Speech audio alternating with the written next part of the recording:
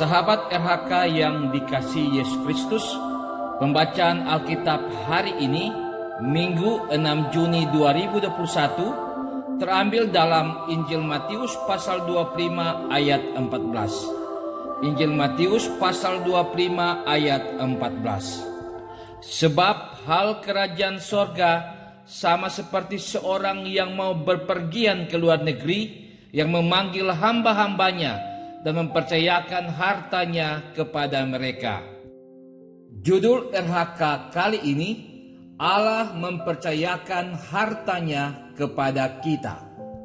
Sahabat RHK yang diberkati Tuhan, semua berkat yang kita terima adalah dari Tuhan yang mempercayakan kepada kita untuk diolah sebagaimana tujuannya. Perumpamaan Tuhan Yesus tentang talenta dalam Injil Matius pasal 25 ini menyampaikan perihal Tuhan yang berkuasa dalam kerajaan sorga adalah Allah sendiri. Bahwa Allah yang empunya dan berkuasa atas langit dan bumi serta segala isinya. Semua yang kita terima adalah milik kepunyaannya.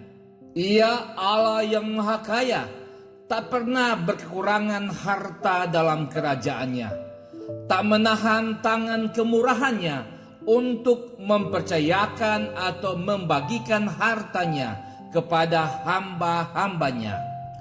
Dalam kerajaannya tak akan pernah kehabisan hartanya. Sebagaimana mazmur-mazmurnya Daud menaikkan nada syukurnya kepada Allah, bahwa tidak ada yang berkuasa dan memiliki keagungan seperti Allah. Ia maha kaya dan mempercayakan kekayaannya kepada hamba-hambanya. Mazmur pasal 65. Senada dengan itu, Paulus kepada jemaat di Roma yang merasa kecil dan terbatas mengatakan, "Oh, alangkah dalamnya kekayaan, hikmat dan pengetahuan Allah." Roma pasal 11 ayat 33a.